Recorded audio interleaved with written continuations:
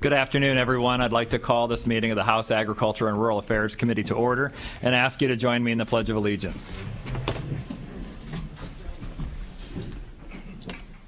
I pledge allegiance to the flag of the United States of America and to the republic for which it stands, one nation, under God, indivisible, with liberty and justice for all.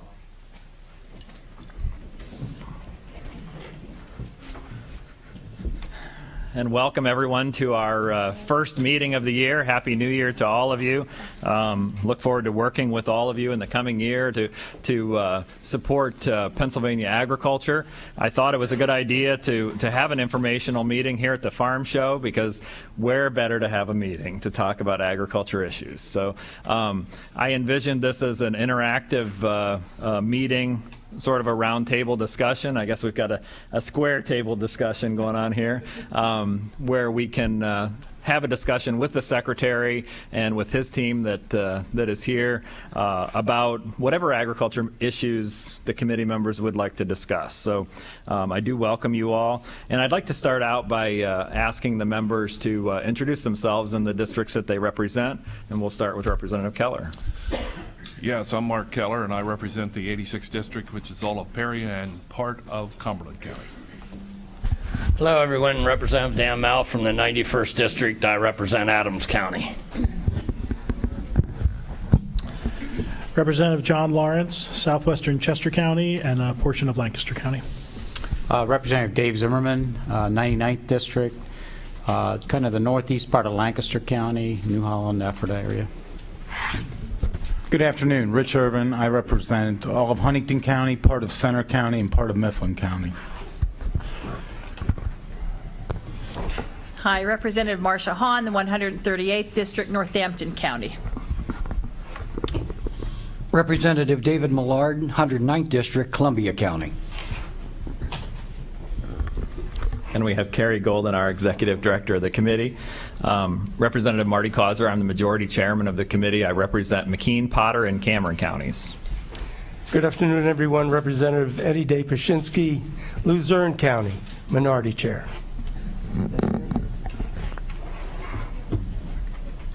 Destiny Siders, Executive Director, Democrat. Pam Delisio, I represent the 194th, parts of Philadelphia and Montgomery counties. Pam Snyder, I represent the 50th District, all of Greene County, parts of Washington, parts of Fayette, and I am newly appointed to the Ag Committee. This is my first meeting, and I'm very happy to be here. Live on a third-generation family farm, so I'm all about agriculture. Thank you. State Representative Mark Gillen from Berkson, Lancaster County, gentleman farmer, have two girls competing in sheep this year. Representative Russ Diamond, Eastern and Northern Lebanon County, home of world-famous Bologna products and poultry. State Representative Karen Boback, and I represent House District 117, which is Luzerne, Lackawanna, and all of Wyoming counties. Thank you to all the members who are here today. And these two ladies sitting up here with Chairman Pashinsky and I are not shy at all. So, but I felt the need to introduce them, even though they really need no introduction in this room because everyone knows them. But Carrie and Destiny do a tremendous amount of work and do an absolutely wonderful job. So we're very blessed and thankful to have them. Before I turn to the Secretary, I wanted to offer Chairman Pashinsky the opportunity to make opening comments. Thank you very much, Mr. Chairman. I just would like to say that it's been an absolute pleasure for me in this role as the Minority Chair. I think many of you know that I'm a city guy. The only thing that I have done relative to something similar to animals and farming is I took care of my grandfather's pigeon coop. And I also took care of the Victory Garden and everything that's involved with that. I also did take care of the coal furnace, the ashes, etc. But I want to tell you what a tremendous experience I've had over this last year, and I mean this sincerely. Chairman Causer has just been a terrific advocate for agriculture and a relationship that we've developed bipartisan. There is no partisanship here. We're working in the best we can to try to do everything we can for an incredible industry. I may be a perfect example of the average person out there that is learning every single day the complexities of agriculture, the incredible diversity of agriculture, and the amount of dollars, both in income from employees as well as product, is just enormous. And I'm very, very grateful to be part of this committee. I thank Pam Snyder for being here. Looking forward to have Pam on the board as well, and all of you that came out today. And thank you for all of you that are here today. There's always a lot of stuff that has to be done, and it's going to take all of us to get it done. And I look forward to continuing to work with Chairman Causer and, of course, all the members of the committee. Thank you. Thank you, Chairman. My feelings are likewise. I enjoy working with you and look forward to working with you in the coming year. We've been joined by 2 additional members, Representative Fee from Lancaster County and Representative Bloom from Cumberland County. Thank you. And now we'll turn to Secretary Redding. We appreciate you being here, Mr. Secretary, before the committee. And I know that you have several members of your staff that are here with you. Give you the opportunity to introduce your team and to make any opening comments that you'd like to make. Mr. Chairman, thank you, and the committee, welcome. I can't think of a better way to sort of talk about agriculture with the committee than do it than here at the Farm Show, right? I mean, it really is an amazing time, and as I look around, most have been at the Farm Show before, so you know what's in here and all the diversity that is captured in this 1 million square feet. It's 8 days of sort of amazing sort of things that happen, from food to the show ring, and then, as we all know, it's all of the extended conversations that occur with the people who are part of the industry while you're here. And that is with you as well. So thank you very much for bringing the committee to the Farm Show and hosting this conversation about ag issues with us here. So we're very proud of this show. We have a theme this year, strength in our diversity. And as I've said many times, I mean, every venue you're in is another demonstration of that diversity. And I just listened to the districts here and the committee. You represent all diverse areas of Pennsylvania, and you put them all together, and you get this amazing sort of commonwealth, but you get this amazing industry called ag, right? And that is what you represent, and what we have the privilege of putting on display here through the week in January. So thanks for doing that. We do have some members here. I don't have the benefit of seeing them without turning around, but just want to I'll introduce the team and the PDA team, and we have some extended staff members here who are our leaders in different areas based on the questions you may have with our animal health or plant-related. We'll introduce them. We have Michael Smith, Executive Deputy Secretary for the Department of Agriculture, Greg Hostetter, Deputy Secretary for the Department, Fred Strathmeyer as one of our Deputy Secretaries, and Cheryl Cook here as a Deputy Secretary. Kelly O'Donnell is our Policy Director. Jonathan Hendrickson is our Legislative Director for the Department. The folks who are my sort of assistants, the folks who you hear and you get the benefit of their voice and responses. We have Nicole Macron, who is my assistant, and we have Natalie Crack as well as executive assistant. So if you're around there, just wave, team. From in the animal health, and I say this all the time, that the folks in the department are extraordinary public servants.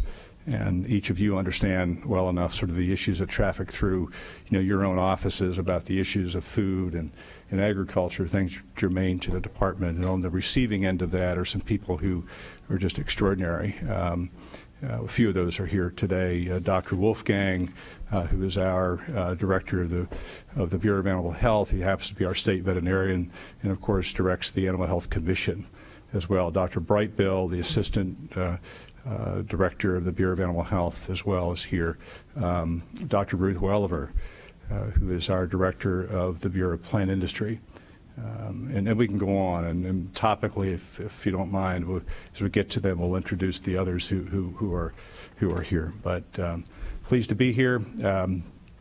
I look forward to the conversation. We can go a lot of different directions on this, but I'll take your lead, and the committee members here, things you want to talk about, issues of concern, where we want to focus. I'll take your guidance there, okay? But thank you. Thank you, Mr. Secretary, and your team has been great to work with, so I appreciate all that your folks do. And we also have a senator here with us who is a good friend and an advocate for Pennsylvania agriculture and represents most of northwestern Pennsylvania, Senator Scott Hutchinson. So thank you for coming, Scott. There's so many agriculture issues that we could discuss, and in fact, this is a committee that discusses a wide variety of issues, being the Agriculture and Rural Affairs Committee. So today I had hoped that we could have a true roundtable discussion on any issue that the committee members wanted to discuss. And our vice chairman, Representative Keller, told me he wanted to ask the first question, so I'll turn to him now.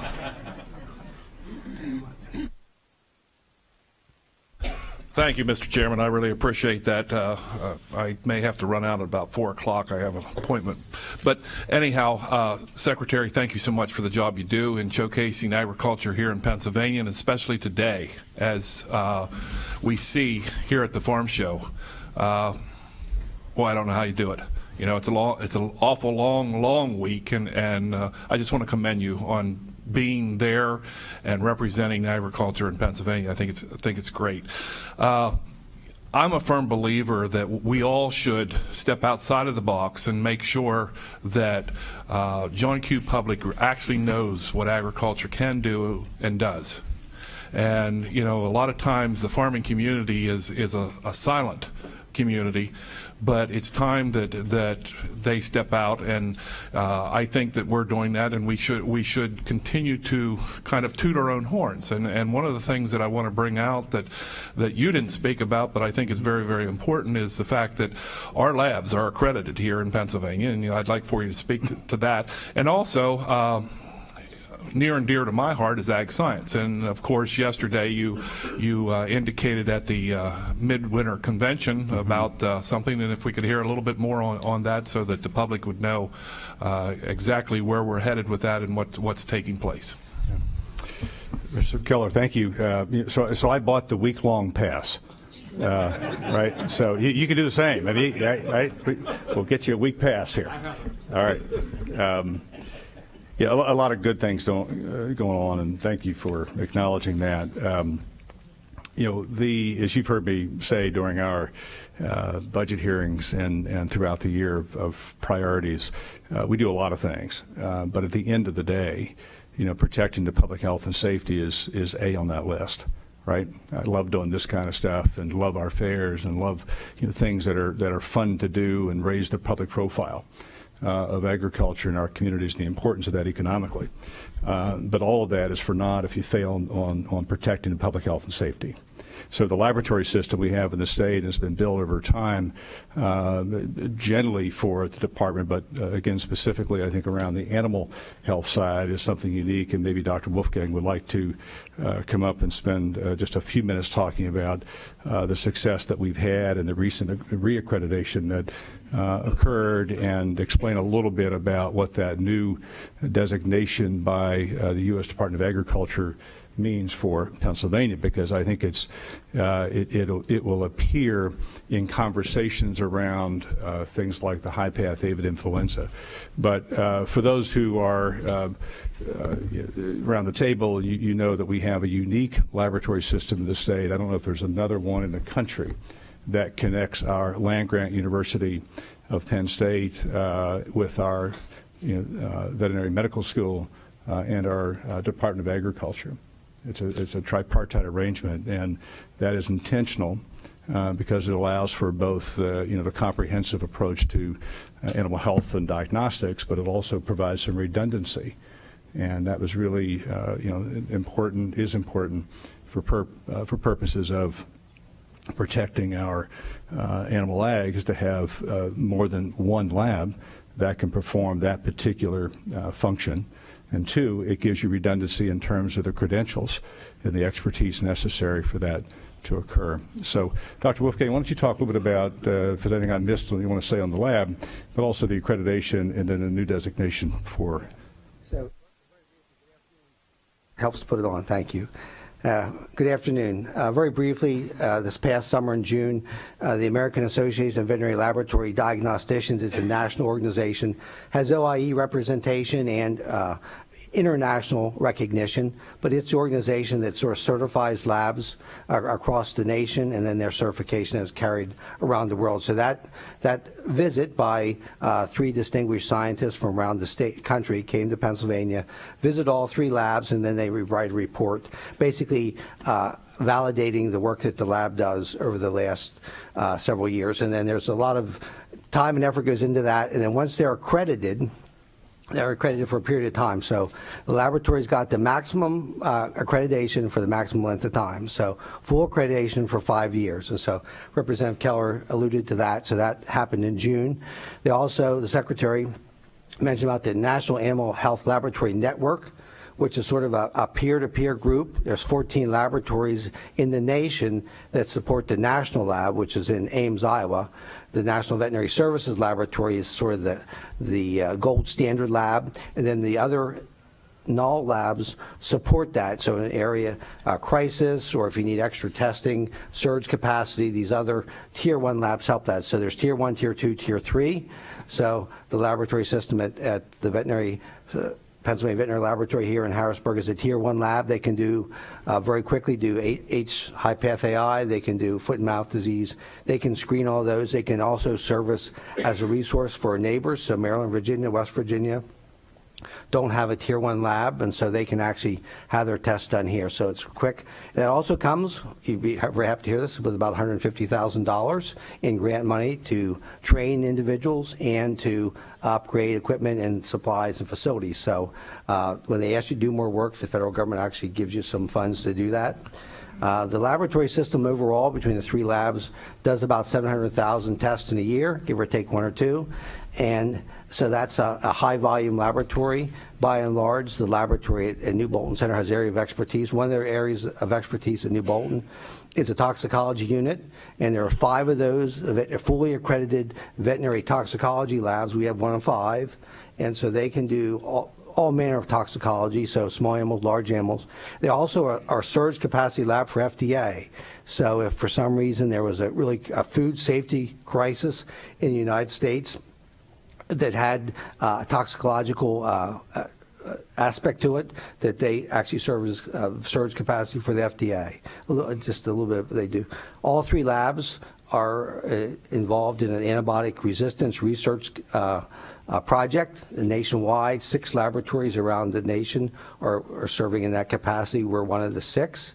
And that areas of expertise in virology tends to be more at Penn State, not exclusively that, but there's a lot of applied research being done at Penn State to make sure that we're prepared for diseases like High-Path AI, not only in sort of boots on the ground to get the job done, but sort of cutting edge research so we're ready for the next generation of problems. Did I forget anything? Excuse me, could I just, Doctor, if I may, Mr. Chairman, for the viewing public, so they understand how important this is, explain how those labs virtually can stop an epidemic happening in our state alone so quickly. You talked about it, and the food safety was one, but there's other pieces that I don't think they understand that that's what it can do and how it can save us here in Pennsylvania. Yeah, so Representative Keller is sort of alluding to sort of the rapid response aspects of the lab. Again, one of the challenges you have is when you do surveillance, about 250,000 samples a year done just for influenza surveillance in Pennsylvania. So what we try to do is always be on guard to try to find the disease out in flocks or herds in Pennsylvania. So that's part of surveillance. Those tests are done rapidly within Pennsylvania, often within several hours, 365 days out of the year.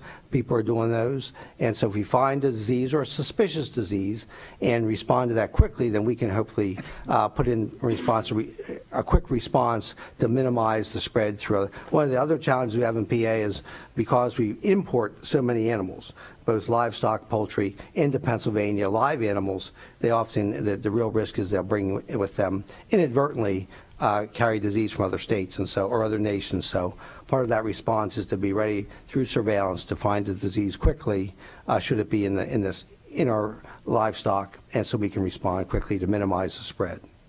Did that answer it? Thank you. Thank you very much for that information. And now, our newest committee member. Did you have a follow-up?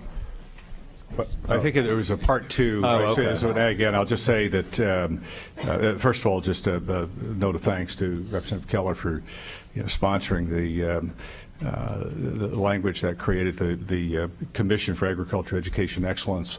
And it was included in the school code, and we're working our way through that right now. It's for everyone's benefit. I mean, it sort of is modeled after the State Conservation Commission. Right, so we all know sort of how that functions, and it has a staff and DEP in the Conservation Commission case, and in Department of Ag, it has a rotating chair, has a pretty diverse group of commission members. So that same concept is borrowed for purposes now of ag education.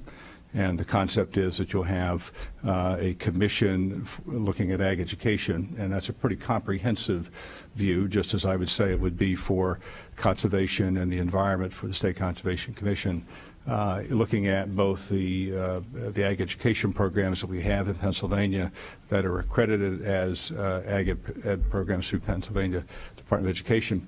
But it's also the broader discussion around the workforce issues, right? What we see in the 150 ag science programs is a structure and an approval and a pathway. But as you look at the future, and this is where we put a lot of energy the last couple of years, you look at that pathway, and many of the agricultural jobs don't have a defined pathway.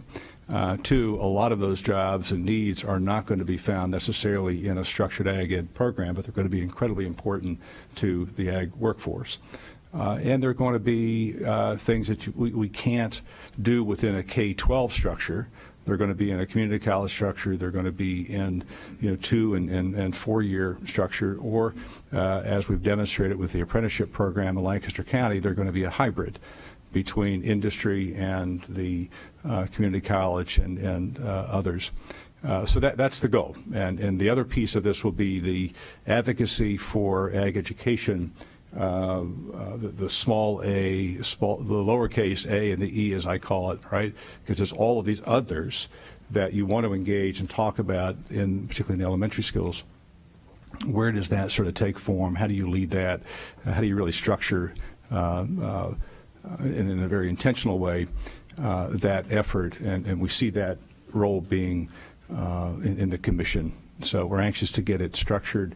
As I've shared with Representative Keller, we are working with the Department of Education to get the names over to leadership and then get them back and start that process. And then, of course, we'll have to fill several positions. And we're working our way through that. But just to reassure you that the commission is real. It'll have real value. I think you'll see the same benefits of this commission as we have realized with the State Conservation Commission in terms of engagement and messaging and perspective and just a place where this portal of education, ag education, and right now that is found in about 4 different departments if you know what you're looking for, right? So I think it'll have great benefit. Thank you. And thank you to Representative Keller for sponsoring that legislation, and to all the members for your support and putting that into the education code. I think that is going to be very beneficial. Our newest committee member, Representative Pam Snyder. Thank you, Mr. Chairman. One of the initiatives that I have taken on in a bipartisan way with Representative Kristen Phillips Hill is the lack of broadband for rural America and rural Pennsylvania. And I know farming has become very technological for a lot of people in the agricultural industry, and I was hoping maybe you could update us on what the department's doing. I know the governor has zeroed in on this, and I was hoping you'd give the committee members and the public an update on where we're going with making sure rural Pennsylvania has the same access as urban Pennsylvania to broadband. Yeah, first of all, welcome to the committee. It's great to have you on the committee and the perspective of Southwest PA. You know, the broadband, it's hard to step into any conversation because you bump into this question of access right across Pennsylvania. So it's good. It's a good topic. It is a key issue in terms of economic opportunity for rural Pennsylvania. We have all had those experiences of being out there where you hear from the local businesses, whether it be on the tourism side or even the farm and the technology access, and not being able to connect, right? And I think that's your point. And how do we do this? So I'll ask Mark Kritz with the Rural Development Council, if he doesn't mind, to come forward and share some perspective. But as noted, the governor has made this a priority. Mark Smith, former county commissioner, is sort of the point within the administration for broadband. I think that's absolutely critical. What we all, I think, have to sort of struggle through is how do you address that, the deployment of broadband. How do you pay for it? But how do you deploy that?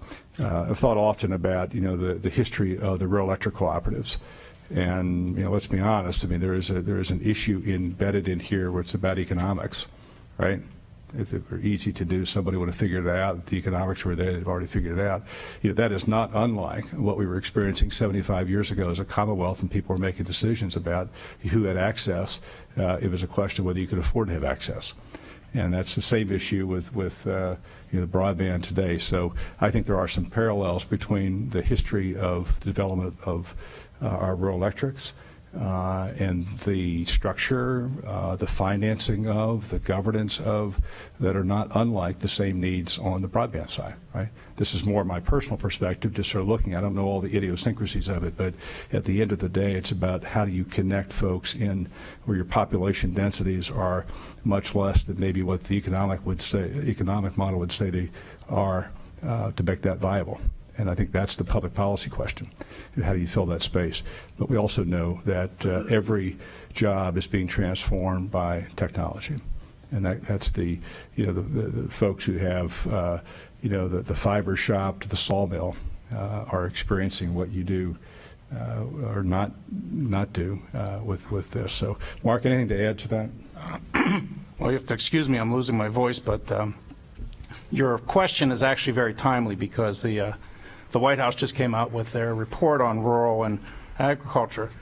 And appreciate, Mr. Secretary, the chance to say a couple words, Mr. Chairman, is that anything electronic or broadband was at the top of their list as an issue that needed to be addressed, and that one of the issues that we face is obviously there's definitions out there of who has broadband, and when you're on the ground you realize that some of those definitions aren't very accurate. FCC has a definition. If a census block if one household on a census block has access, that means the entire census block is accessible. So over the past couple of years, and that's not me, right? No. We've been talking about it, and much of the work that we've done has been one-off, is that you go to a county, the county wants to get broadband or wants to extend, and we do these little projects where, DCD comes in with some funding and some expertise. We bring in USDA Rural Development or the EDA or ARC, depending on where you are in Pennsylvania, and we do these little one-off projects, but we've been talking about this at the executive level, just trying to figure out, well, how do we come up with a strategy that does work? And I was really thrilled that the governor, earlier, I guess not earlier this year, late last year, has a person on board that is going to be focused on broadband. It's nice to see coming from the White House that it's also focused on broadband, but there's no one in this room that doesn't understand that this is not cheap. This doesn't happen with no money, and it doesn't happen unless you have the Verizons, the Comcasts, the AT&Ts, the Frontiers, CenturyLink, all part of the process to try to deploy this. So what I can tell you is that we've had lots of discussions. What I can tell you is that there's an effort to move towards more of a statewide view as to what is possible, in the realm of possibility. And you folks are in the job of what's in the realm of possibilities. Yeah, it's going to cost $10 billion, but what can we do with $1 million? What can we do with $500,000? You know, who do we fund? How do we build that infrastructure? And the Secretary has given me quite a lot of freedom to go out and talk about this. And you know, obviously, from my background, I've got a big mouth and I'm not afraid to talk about things. And if you look at education, rural Pennsylvania is being left behind in rural America in the digital divide. If you talk about healthcare, telehealth is becoming more and more important. You talk about economic development, a company says, do you have broadband before they're going to move in? It used to be sewage and water. I've worked on hundreds of millions of dollars of sewage and water projects, but now it's broadband in a lot of places, and there's probably people in this room, it's natural gas as well. Do you have natural gas pipelines? So that infrastructure is critical to the future of our state, and broadband, if we're the place to go where no matter where you want to go, whether it's for tourism, whether it's for the education, whether it's for the health care, you have access, that puts us a step ahead of everyone else. We're a big state. We have a lot of needs. We have a lot of topography that doesn't work or makes it tougher. And then going back to what you have to face is in the realm of what's possible, well, what is 100%? You know, are you going to wire the entire Allegheny National Forest? Well, maybe that's not possible, but how do you make sure that tourists who want to go there have their wireless access or have something? So it's an effort that, like I said, the Secretary has sort of given me free rein to go out and see what I can drum up. You know, the governor's on board and really pushing for some sort of strategy. Again, I go back to the White House identifying this as a critical component for rural. We're at this crossroads, hopefully, where some people start to put their heads together. And again, I go back to you have to bring private industry into this. They have a lot of the infrastructure. How do we access that and make it work? So I appreciate the opportunity, and I will continue to talk about it. And certainly from this point of view, agriculture, if you want to sell to the world, you have to be connected to the world. Most of the mouths are outside this country. And agriculture is moving forward technologically, and it's part of everything that we do. So thanks again. It is such a critical issue, and I appreciate all your work on that. It's an issue that's so important in rural Pennsylvania, and I was glad to hear President Trump speak at the American Farm Bureau meeting on Monday about the importance of rural broadband and that he was signing an executive order focusing resources in that area, because I think that's so important. And Mr. Secretary, you talking about maybe the role of the RECs in rolling this out in rural PA. I know in my area, the Tri-County REC in Potter and Tioga County has a pilot project that they're looking at, and could mean a lot to rural areas and providing that service there. And when we look at the Commonwealth as a whole, I think there's quite a bit of opportunity there for us. So appreciate all your work. Yeah, the overlays between where the rural electrics are and where the broadband need is are almost identical, right? Roosevelt signed an executive order that began the rural electrics in 1933. So there, you see these interesting parallels between a recognition of national need by a president to fill these voids of need. I mean, I don't think it's too far of a stretch to see the same need here with broadband and this sort of national attention, the presidential action to say it's important to all of us, right? It shouldn't be your zip code shouldn't define whether you have access to the world or not. Right. And so look forward. The rural electric cooperatives have always filled a need, and they see the need there, and they're stepping up and trying to fill that need. So that's certainly very important. Representative Diamond.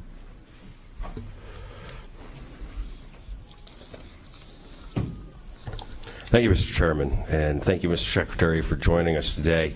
It's fitting that the theme for the Farm Show this year is strength through diversity. And one of the things, thanks to unanimous votes on this committee, its Senate counterpart, the full House, the full Senate, and the governor's signature that we've done to bring some diversity to Pennsylvania is to reintroduce industrial hemp. We completed the first year under the Industrial Hemp Research Act, and we're on to the second year. I know that some of the activists who were in favor of hemp were a little disappointed with the with the speed of the rollout in the first year, but I understand that we need to walk or crawl before we walk and walk before we run. However, I'm pleased that, at least from the information you've given me previously, that instead of going from crawl to walk, we're going from crawl to a very, very brisk walk. So if you could just, for the public's consumption, tell us, give us the department's overview of how the first year went, what the department's doing to expand for the second year, and some of the problems that we may have run to, some of the successes, and where we look to take industrial hemp for the future of Pennsylvania. Yeah, thank you, Representative Diamond, and to the committee, and particularly Representative Diamond for your leadership on this. It's interesting, having spent a little bit of time downstairs with our friends from the Landis Valley Ag Museum, and got into this conversation yesterday about industrial hemp and hemp township in Lancaster County, and all of the equipment and such that's and tools, specialized tools and such that are in the museum that were part of Pennsylvania heritage and history, that were directly attached to hemp in Pennsylvania, and they put them away for 70 years, right? So we've lost 70 years. So you think about that. If we did that with any of our genetics, livestock genetics, or you did it with, any of our plant genetics, and you simply said, we'll pull it out of the closet 70 years later, you'd see what you would have, right? But that's where we are with industrial hemp. So you're really making up for 70 years of lost history and research in every aspect, right? From the agronomic components to the market potential of it. So that is background. I think notwithstanding some of the disappointments by some of the advocates, would argue that, from the time of the enactment to the signing to getting all of the infrastructure in place and working through the machinery of both, 4 federal agencies and the Department of Agriculture at the state, and getting to the point where you can put 14 projects on the ground, that all seemed to be missed on some. Right, but I think we are here today having had a good first year in 2017. We had 14 projects across the state, and they were the full range of, interests from, looking at different uses of, looking at soil types and considerations, environmental remediation, really good projects. So we had a good first year. Now, we had a limitation in the first year project of 5 acres per permit, and again would argue that we did most of the folks a favor. Right, just because we didn't know a lot about it. So 5 acres doesn't sound like much until you start going into hand harvested. And we had all of those experiences. So fast forward. I mean, we took the year, I think, for, to be fair, I mean, the lessons learned by the researchers in the department were incredibly important. They have sharpened our focus on sort of what the potential is in Pennsylvania. There's nothing in that year that would deter us from saying that this doesn't have the potential that we said on the outset that it does. There are some things that we've identified, though, that we have to really pay attention to, and that's the market. You still have to define this market. And that was part of the thinking of moving from where we were with a 5-acre limit in 2017 to a 100-acre limit in 2018, and moving from 14 projects that we hope to 50 permits. And that gets us to then, if everybody, we grow the 100 acres, somewhere in the neighborhood of 5,000 acres. So we have heard that the tipping point for Pennsylvania to really attract industrial hemp manufacturers and the secondary processing is between 3,000 and 5,000 acres. So we're hopeful that at least answers that question. And, we made some other program changes that I think will be, they have been well received. So I'm anxious to see what the response is and the number of permits. We have an exhibit here at the Farm Show Complex of projects that were part of 2017. You can get down and look at the interior of the BMW, right? And we've talked about that. The interior of that car and the dash are industrial hemp, or industrial hemp clothing, et cetera. So I think we're on the right path. There's one really critical federal issue, and that is it is still listed as a Class 1 drug, right? And if there's one thing that limits our possibility, notwithstanding the good work of the researchers and what we see as the opportunity, it's getting rid of that Class 1 drug status. That is on our list for the Federal Farm Bill. That's a U.S. Department of Agriculture. Congress has got to decide, but the USDA hopefully will concur with that and identify it as one of their priorities for changes in the upcoming 2000 Farm Bill. We had the chairman of the House Ag Committee, along with G.T. Thompson, our representatives, here on Saturday for a hearing, and the timelines that they were talking about were, to have the 2018 Farm Bill in 2018. So we're going to keep working at that. But that's the one issue as I look forward that we've bumped into more frequently than anything else, is having it listed as a Class 1 drug because of the limitations that the Drug Enforcement Administration attaches to Class 1 drugs. And that's an issue when you get into CBD oils and what do you use them for. But I'm excited about it. I think we have learned a lot in a very short span of time, and how to grow it, what its potential is. Now we just need to build that market. So thank you. Representative Delicio.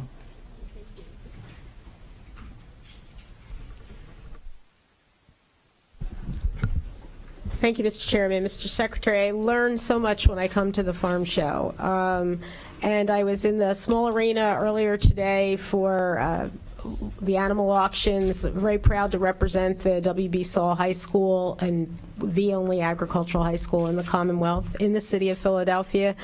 And somebody I was chatting with in the arena mentioned to me, was educating me on how rabbits were now part of the sale and how all of this works, but she brought up an interesting point, and I committed to bring that up here at today's meeting since it was an open discussion, was that we have producers of meat rabbit and we have those who are users, lots of restaurants, particularly in metropolitan areas like Philadelphia, but there are no processors, if I understood it correctly, of any scale in the Commonwealth. And she was not sure if that was due to a regulatory issue that prevents that from happening, or if it was simply a supply and demand type of issue, that nobody has undertaken that because there doesn't seem to be enough demand in order to go down that path. Can you, and so in fact, they're processed outside of the state and brought in when we do have restaurants who have now been oriented toward PA preferred, and are they using PA preferred products? And apparently that's not possible in that realm. So I don't know if you know anything about this off the top of your head, but I found that to be an interesting topic and thought I'd bring it up. Yeah. Well, like you, I learned a lot at the farm show. Yeah. Every conversation, I say this, I mean, I think I know it, and then there's another conversation that brings another dimension or element to the conversation. I was like, I didn't think about that. A couple of points. One, we're pleased to have the meat rabbits in that sale. It's something they have desired for several years, and of course they have a very nice rabbit show here at the Pennsylvania Farm Show, but they've never been part of that Tuesday sale of champions. And apparently garnered quite a sale price, comparatively speaking, so I'm told. It was beyond expectation and then some, so.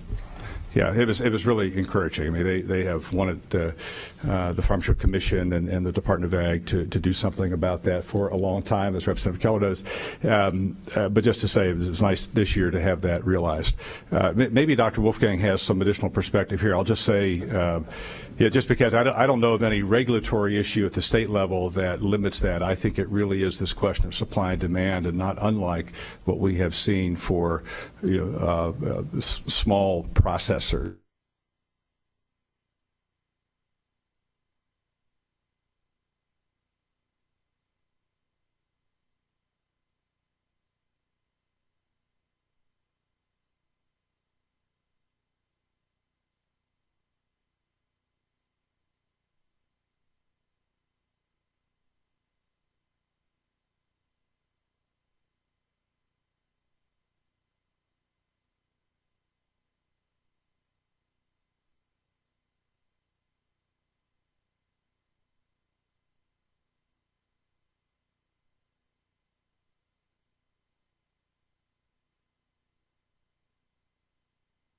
At a state slaughterhouse inspections, but actually that's a federal, state, it's a joint thing now. Actually, FSIS, Federal Safety Inspectors, do all the quote meat processing. There's really not enough demand now for very small custom operators that you can get animals done for small operators, but actually for sale, that's actually a federal jurisdiction within PA. And so I think, again, that question was brought to me earlier today, and I'm going to check with the FDA lead inspector who's actually located in Philadelphia. That's where their office is. And the FDA has the FSIS under their jurisdiction. I will check with them and find out what the plans are for looking at expanding that. That's actually Dr. Scott Seeley's looking at some other issues about small processing in Western PA. So that's a need that's been identified by the department in a couple other areas, and it's a job opportunity and a market opportunity that we need to explore more and expand within PA. But I will get back to you on that. Thank you, Mr. Chairman. Representative Bloom.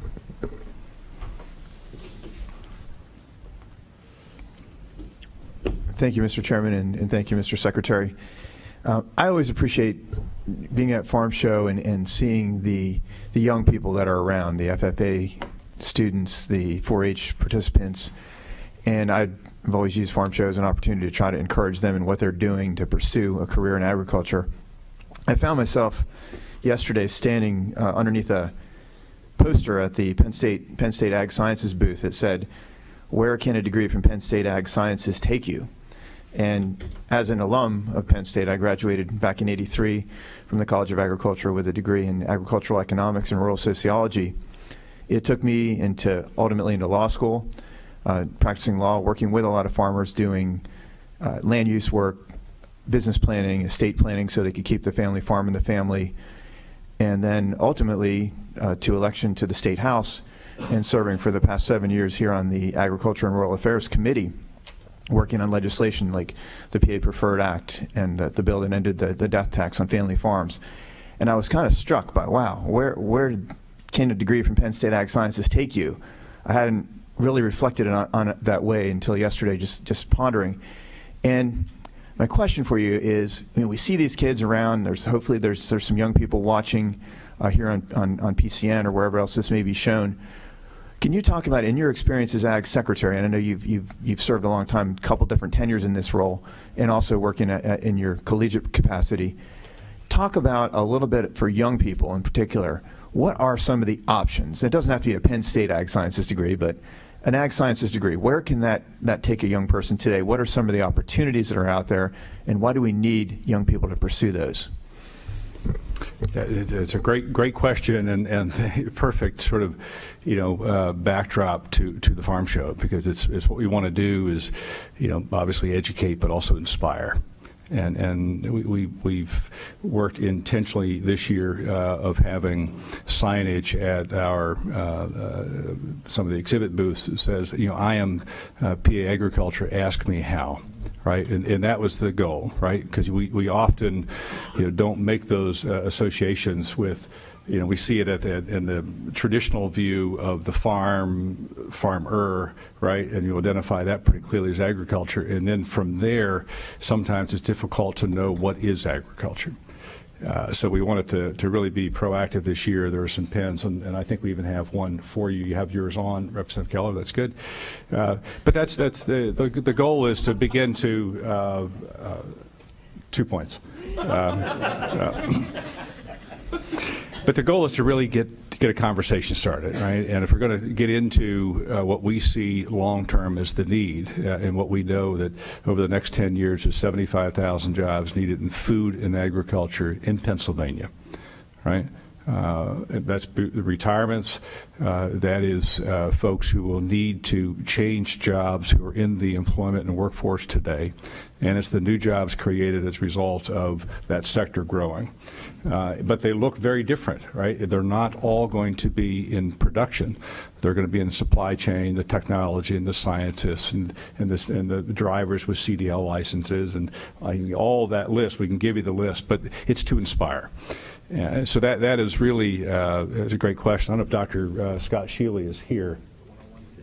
He's on the 101 stage, which is where we're teaching about some of this. But so we have to sort of look at what we do at the farm show. How do we present agriculture?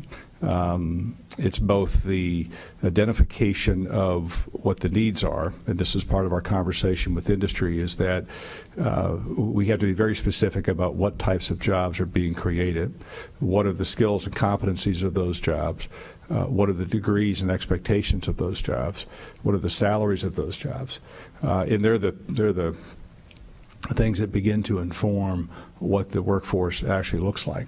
The second piece, and maybe more complicated, is that how does somebody who is interested in those areas begin to identify agriculture as a place for meaningful employment? Where does that happen? If you're in one of the 150 schools with a certified ag science program, it's at least a little more obvious. But where else, if you're not there, does that happen? Does that happen at the lunch line? Right? Does it happen on the school bus? Does it happen in the history class? What is it? And there, to the commission piece, I think is where our opportunity is. It's both how do you integrate, hang on to what you have. You need them for sure. But even if every one of those programs remains strong, there are not enough students who come through those 150 programs to fill 75,000 jobs. You need a lot of other people. And there lies, I think, what we could do as an administration, as a department, with you as a committee to talk about that.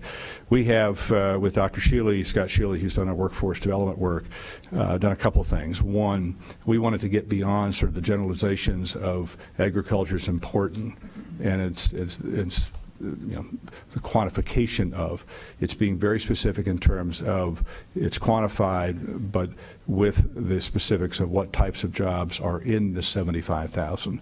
What do our employers in Pennsylvania say that they need? What is currently available to them that is also academically available or a training and development program available, and what's not, and fill those gaps. So you'll see a lot of work. There's been a lot done, but there's a lot more work to do. But we really would like to see the commission take this up as that sort of number 2 challenge, because there's a first piece dealing with the ag ed programs in Pennsylvania and getting them certified, keeping them certified, but really start looking at the key jobs in the workforce and the workforce needs. And that should lead us, and I think for the committee's benefit, it should lead us to discussions then about how does the state respond to the needs of the agriculture and food sector for purposes of credentials or micro-credentials and training and development like we make available to other sectors of Pennsylvania's economy. And right now that doesn't happen. I mean, it's very difficult to find a track into our Department of Labor and Industry that is specific to the training and development needs, retraining in some cases, of the agriculture and food workforce.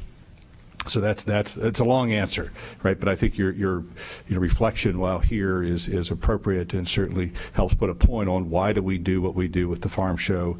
Why do you support county fairs, right? All of that is part of this education and awareness of ag in rural Pennsylvania. Thank you. Thank you, Mr. Secretary.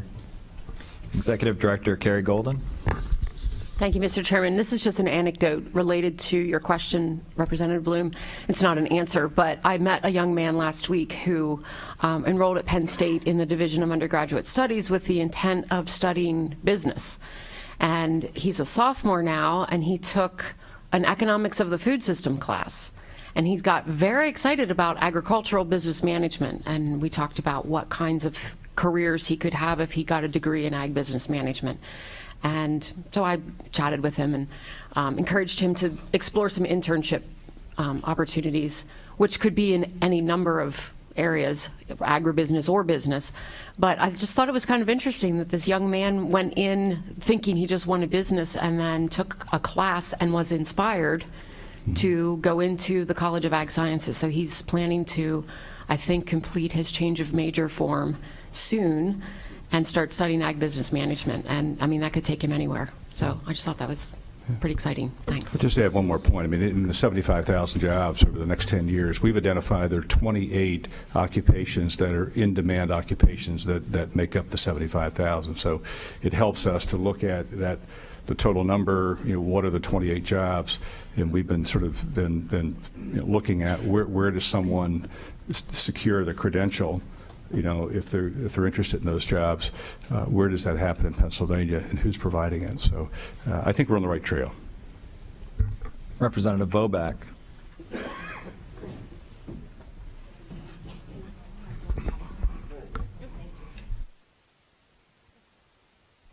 Thank you, Mr. Chairman.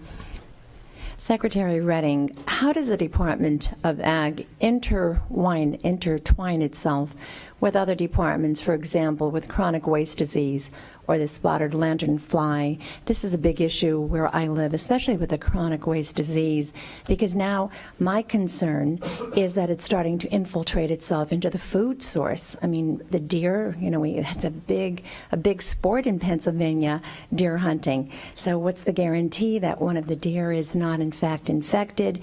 I've spoken with Game Commission, Department of Game and Fisheries. So how do you interact with that, since that's a major part of our food chain? That's a great question, and I think Dr. Brightbill, if he's still here, he's become our resident expert on CWD and some of the fine negotiations between our Department of Conservation and Natural Resources and the Game Commission and Agriculture. But it's a good reminder that a lot of the issues that we're addressing, either directly by way of statutory responsibilities and/or these evolving issues around education or workforce, are not solely those of the Department of Agriculture, right? And the CWD is a good example. So, Dr. Brightbill, you want to speak to that issue of interaction with the Game Commission and how we do that? So we've done a lot of outreach over the. So we've done a lot of outreach over the past year. We share information, between USDA Wildlife Services, Pennsylvania Game Commission, Pennsylvania Department of Ag. We work together as a team because whether we like it or not, we have a collective deer herd in PA. We have about 23,000 inside the fence, and if you ask PGC, they'd probably say 1.5 million outside the fence. But that said, we have both the herd certified and the herd monitored program that requires testing. And I'm rest assured that we have fairly high confidence we have a very low incidence in our herds. We've tested a total of 27,000 deer since the program started in 1998, and we've only had 44 positive. We recently depopulated our herd in Bedford County that contained, unfortunately, 27 of those deer. We are trying to coordinate some of our regulations so they dovetail with Pennsylvania Game Commission, because whether we like to admit it or not, there are joint risks, high-risk parts, whether they come off a game farm or they come out of a state forest in the DMA, present similar risks. So we're working, in step with, PDFA. We have Glenn Dice here, who's, president of the Pennsylvania Deer Farmers Association, with Pennsylvania Game Commission and USDA Wildlife Services to try to make progress. So, and the last thing I'd like to comment is there's a lot of misinformation out there. There is no evidence, no evidence that CWD poses a human health risk, There's no confirmed cases, that it's ever affected people. I think we need to stick with the facts, and there's a lot of ongoing studies, but at this point, if we scare people into thinking that there is risk that's really not present, it could really have a devastating effect on the entire deer population. And I'd argue that we have a lot of surveillance inside the fence. Deer farmers are doing what they can. What we need to do is work together on an interagency basis so that our regulations are similar to games in regards to high-risk parts. So. Thank you. That was my point. And if I just do an addendum,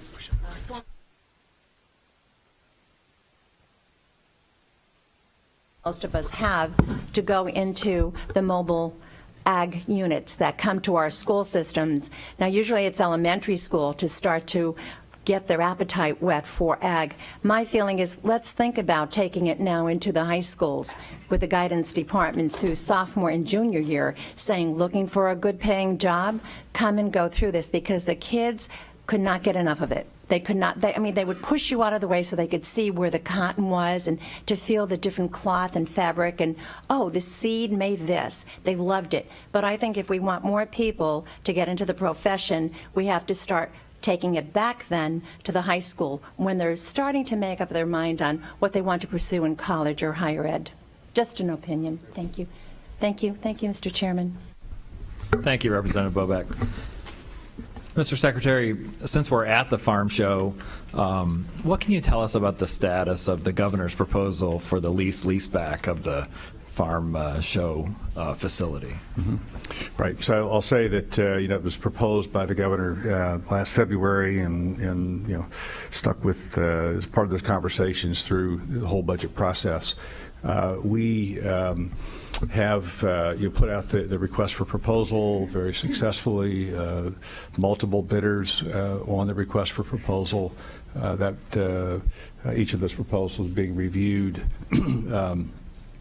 With desire to have sort of a final decision here in the first quarter of 2018. So it's real. I think the bidders were real. I think everything that was sort of envisioned on the outset of that was realized in terms of when we met. Would there be interest in it? The answer is yes. Could the Commonwealth sort of realize and leverage the equity in the farm show complex? Yes.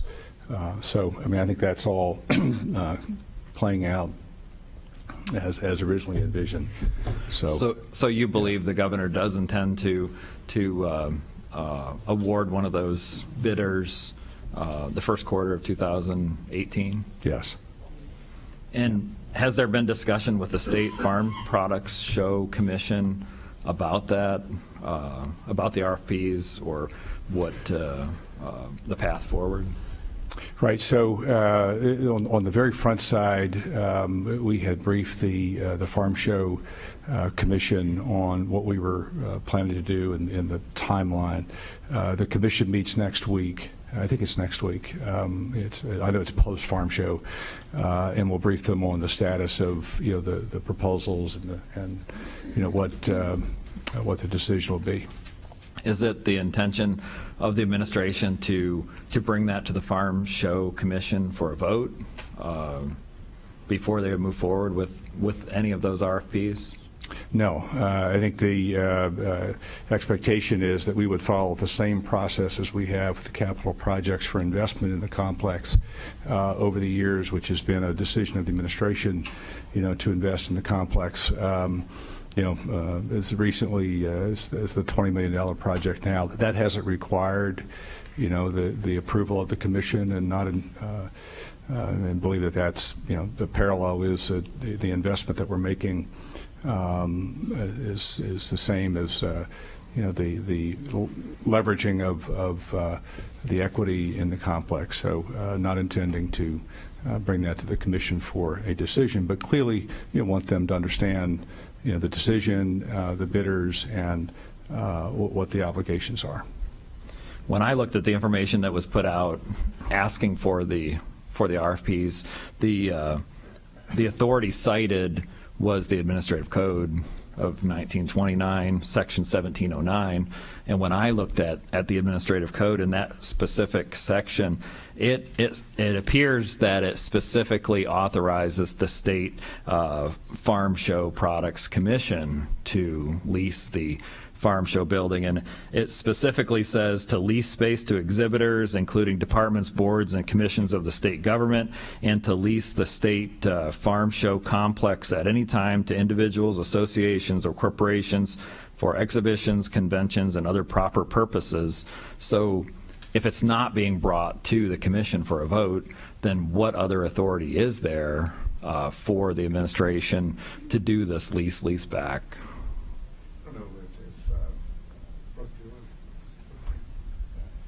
Sorry, my cough. I think this has been a point of discussion, for some time. I would just say, the legal opinions are that it's not required. So, we could pick that conversation up, I think, with the councils, but there are several views on whether there's a requirement, as noted there in the administrative code, for that to be approved by, required to be approved by the commission or not. It's concerning to me because there has not been very much information provided on the topic as a whole. I think we've learned more through the media than we have from the administration, and then to read that section of the administrative code, it looks like it's clear to me that it would have to be brought to that commission for a vote. But as I said, it's concerning to me to hear that it's not being brought to that commission. So then that leads me to wonder, what is the legislative authority for the administration to go ahead and lease the facility? Are we headed down a slippery slope where we may be leasing many things in Commonwealth government, and it all circles back to what is the legislative authority to be able to do that. Yeah. So, I know that was a pretty active conversation during the budget season, and I think there were several views on the legal requirements, legal authority for the administration, the department, the commission, and who sort of has the final authority to approve such a financing arrangement. So. Be glad to follow up with you, Mr. Chairman, on that. I appreciate any information you can provide, and I know that if you talk to 2 lawyers, you can get 3 opinions. Yeah. Right. So, but it's concerning, and I would appreciate more information if you could provide it. We will. Thank you. Representative Zimmerman.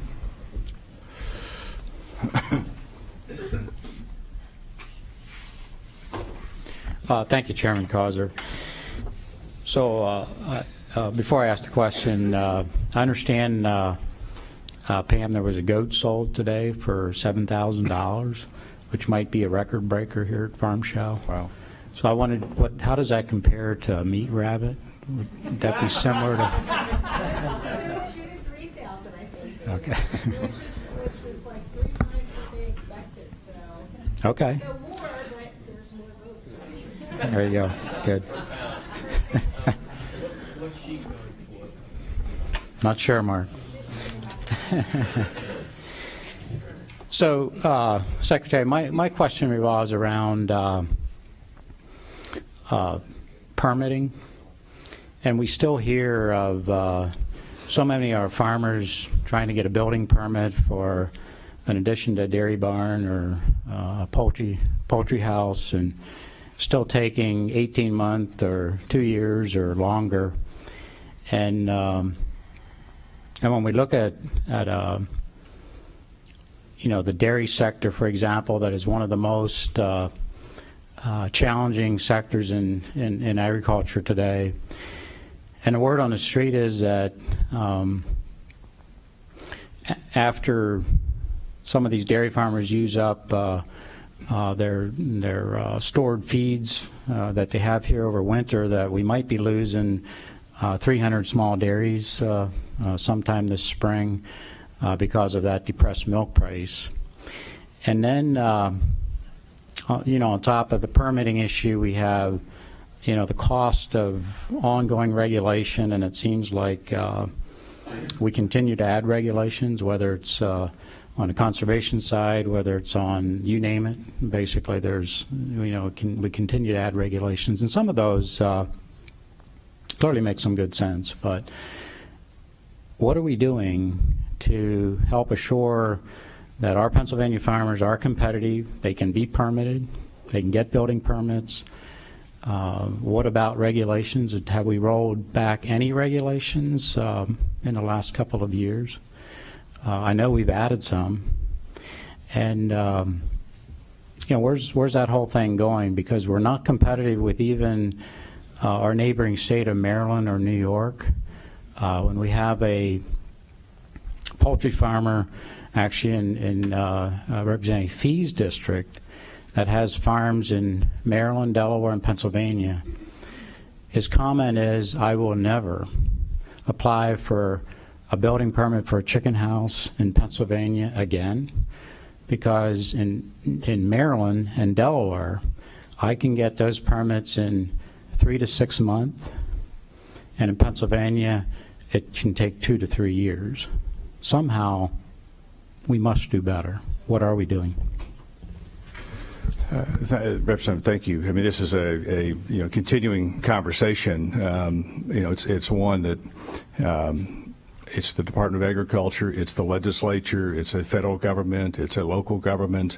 We've tried to be really smart in approaching on the permitting side, certainly those things that were within the jurisdiction of the Department of Agriculture and the State Conservation Commission. But we know with local governments, particularly 2,500 of them, there are a lot of local decisions about land use, and we've had this conversation that even within 2 townships of the same county, you can have very, very different processes sort of employed there. That's not an answer. I'm just saying that that's part of this puzzle of how do you parse out what we do, what we as a department do, what do we do, as a larger government, and certainly the legislative body. We have to make sure that we are competitive. I would say that, right?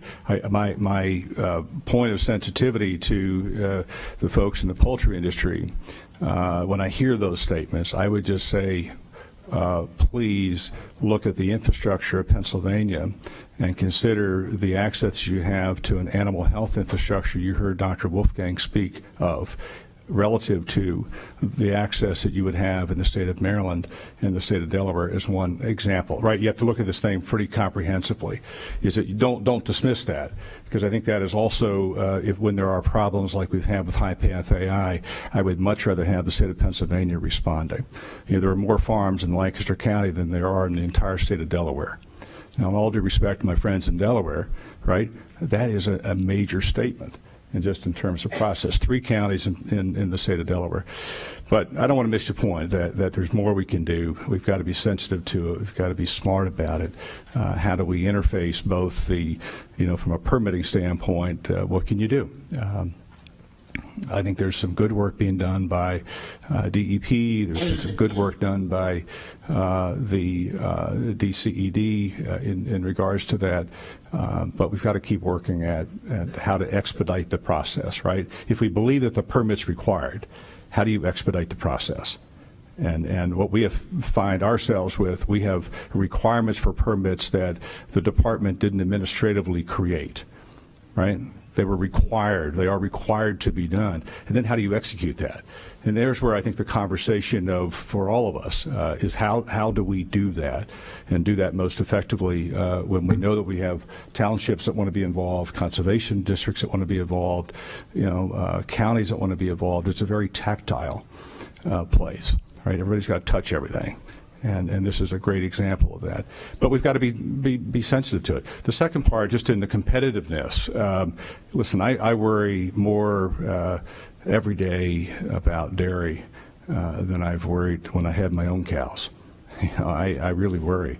We're in a time when this world, from a dairy perspective, is incredibly difficult, very difficult, right? And this realization that the balance between what's produced and what's consumed matters a great deal. And we were hopeful that as we entered 2018 that we would see some uptick in dairy prices. I mean, at this point, there's still hope there, but they're not as strong a signal as we had hoped or had seen in late 2017. Now, that's not a result of Pennsylvania's production or even U.S. production. It's what's happening with the European Union and some decisions that they made and what they're putting onto the market that are direct competition to American products and Pennsylvania products.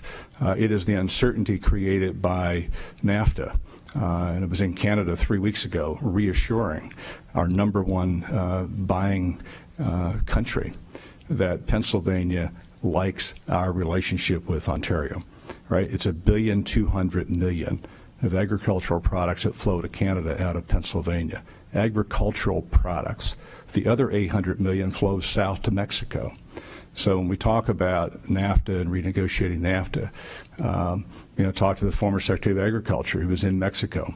And the New Zealand and Australia were already in Mexico offering U.S. prices delivered from New Zealand for the same competitive products that we can move out of the state of Pennsylvania and Mexico. That's the world, right? That's the market. That's the craziness. That's the competitiveness, right? And I put all of that on the table. So it's a business plan, competitive plan, a good workforce, a solid market. And there are things that I think collectively we would agree that are all part of this equation about a competitive dairy industry or a competitive agriculture. So. Yeah, I appreciate that, and you're right. I mean, there's, the dairy industry is really in dire straits. The whole idea of finding a way to permit sooner and also roll back regulations, I think we're going to have to do if we're going to be competitive. So I'll ask just one follow-up question, and that is, are there any regulations that we've actually rolled back or in recent times that in agriculture that you can think of? There have been some things that we've taken off the books. I can get you that list. The short answer is yes, there are. Recent things that in the last year or two that are impacting the competitiveness of agriculture, dairy industry, not that I can think of. We've added a lot, by the way. That's part of my worry. I mean, half of our legal team is working on regulations, but nothing we've taken off. Okay, thank you, Mr. Secretary. The gentleman from Adams County. Although I will say we have 10 minutes, and we're adjourning. That means I'm going to be your last questionnaire, huh? Thank you, Mr. Chairman, and thank you for being here, Mr. Secretary. Always good to run into one of my constituents at the Farm Show. Right. Before I go into my question, I can't help. Sometimes I just can't hold it back, but to throw in my 2 cents on what somebody else had questioned.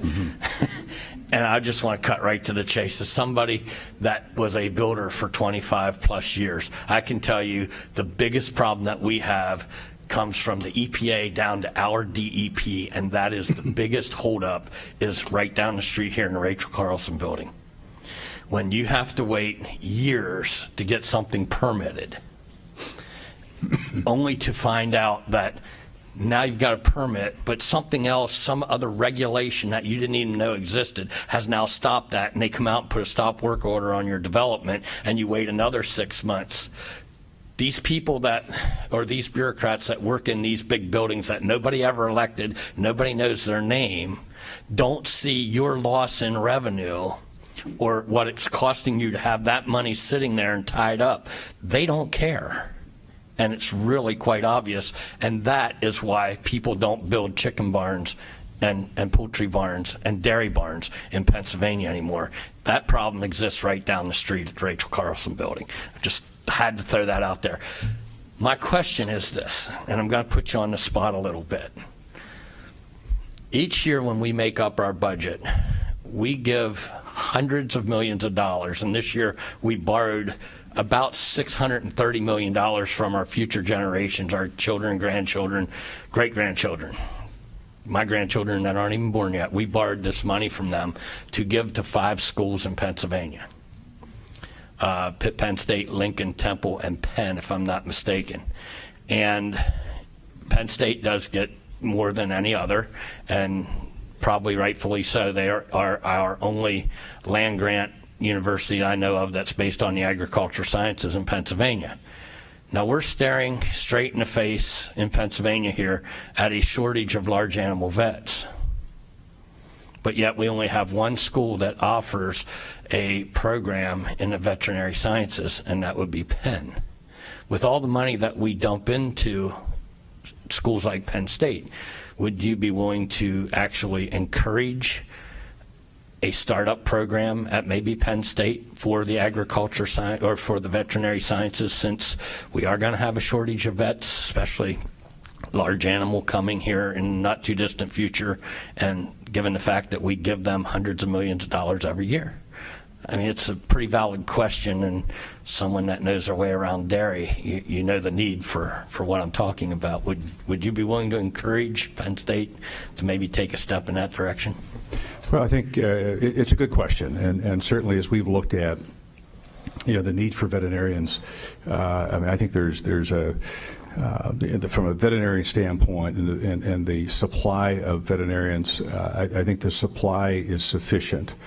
I believe that. I think there's a question of whether you have sufficient sort of large animal vets or small animal vets, but I like the University of Pennsylvania Vet School approach is because they require every one of the vet students to have, a New Bolton Center experience on large animal. I think the opportunity, though, is with Penn State is this. I think the issue of the vet tech programs and those folks who are in support of, the veterinarians is a real need in Pennsylvania. I think that need is real, and that's an area that we continue to see an opportunity in. And long term, the opportunities that we have in Pennsylvania to look at One Health, right, to really take a pretty comprehensive view of the health of humans and animals. 70% of the new diseases, emerging diseases, are zoonotic. So the relationship between a veterinary school and a medical school, I think, is a real opportunity. So therein lies a chance, I think, to put two great institutions together. I don't see a need for a second vet school or a supply of vets.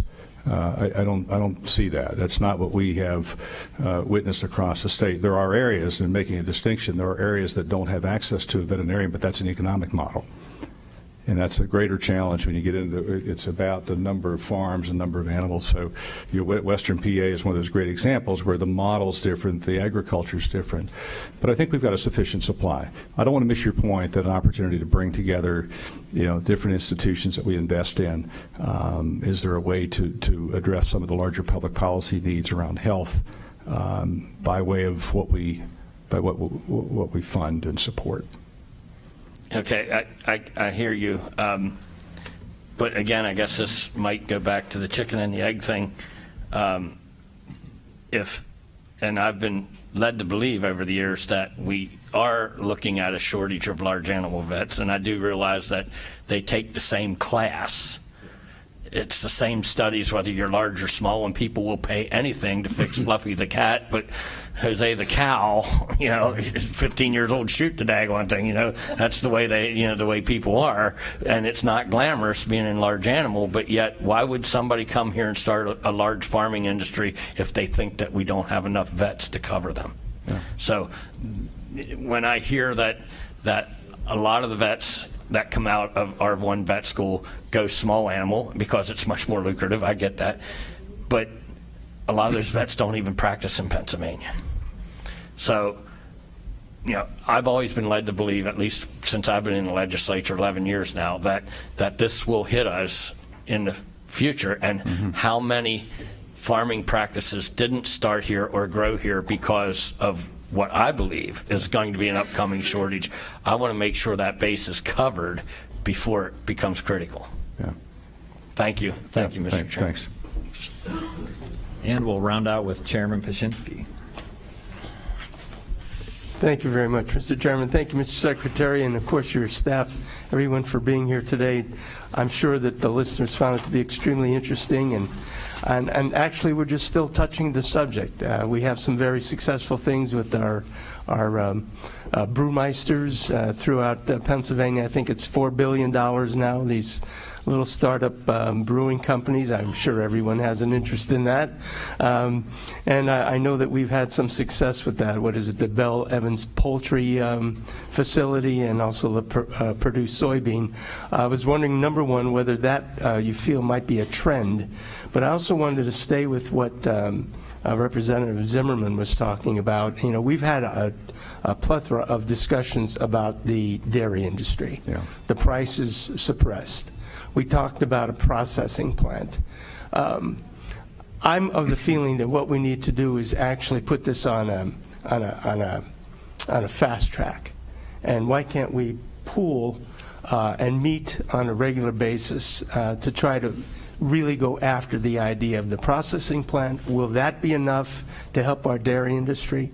Is there an emergency step that we can take during this time for our family dairy farmers to make sure that they don't go out of business? And we lose that. We don't want to lose that. So I'm looking for a kind of a task force. I know there was a study that just came out. I think it just came out last week or whatever it was. I think we need to put this on a fast track and approach it in the sense of an emergency. And that's one of my suggestions that we do. But relative to the soybean plant and the poultry facility, do you feel that might be a trend in attracting more of those facilities here to Pennsylvania? I think it has to be. All right, we'll unveil a strategic plan tomorrow and talk about the infrastructure. I mean, we're incredibly good and efficient at, producing stuff, and we're great at consuming stuff. The question is, are we processing stuff, sufficiently? And I think, that's the question in between that, even the dairy study identified that it's not a question of production or consumption. There are consumption trend issues to deal with, but in terms of Pennsylvania's competitiveness is to look at additional capacity relative to the products that are in demand or in the growth categories like cheese and some of the specialty items. That is an area that I think as a department, as a Commonwealth, we really have to be front and center about. Been some very, very good conversations over the last sort of 6 months, trying to identify the Pennsylvania processors and where are they expanding. I had a conversation last week with a firm that has made a decision to go to Michigan, and because of the partnership that was formed and the three-way partnership to build a cheese plant in Michigan. And it was interesting in that conversation some of the concerns that were expressed to me about the narrative coming out of Pennsylvania relative to dairy. And it's one of those issues that I just sort of in the back of my mind am now particularly sensitive to how the world is viewing where they invest, right? And it's not about us being competitive. It's about what we have said about our own industry. And I think that's a point for all of us to be very sensitive that the folks who are investing have options. But we really need to look at, by each category, I think what Scott Seckler has done with Bell & Evans and the transformation of the poultry industry and the very competitive nature of that. Is a great model. The Purdue experience, again, very positive. Our goal 7 years ago when that plant was proposed was to grow the soybean industry in Pennsylvania. Over 7 years, we've added 150,000 acres of soybeans. So I think that's happened. But looking at these sectors, and to your point, Mr. Chairman, is looking specifically at what do we do to sort of anchor those processors here, right? How do you do that? What do we do to make sure that happens? It's a conversation with DCED and our governor's action team. And I think as we enter this phase over the next couple of years, a conversation about the economic incentives and the resources available to those companies. And that could be workforce and the traditional economic incentives, but really being intentional about agricultural product production and processing here in the state has to be sort of the focus, I think, for the department in the years to come. Okay. Thank you, Mr. Secretary. Mr. Chairman, thank you very much for giving me that opportunity, and I would like to see whether we couldn't do another round and discuss those issues a little bit more clearly.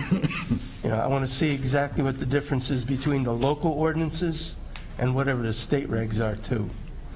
I appreciate that. Thank you. Thank you very much. Absolutely. I agree that there has to be much more discussion here today, and I appreciate the information that's been presented by you and your team, Mr. Secretary, and to the members who did not get to ask a question, my apologies. I assure you that the discussion will continue and that we will have future meetings. So thank you again, Mr. Secretary. Thank you to all the members, and this meeting's adjourned. It's a pleasure. Thank you.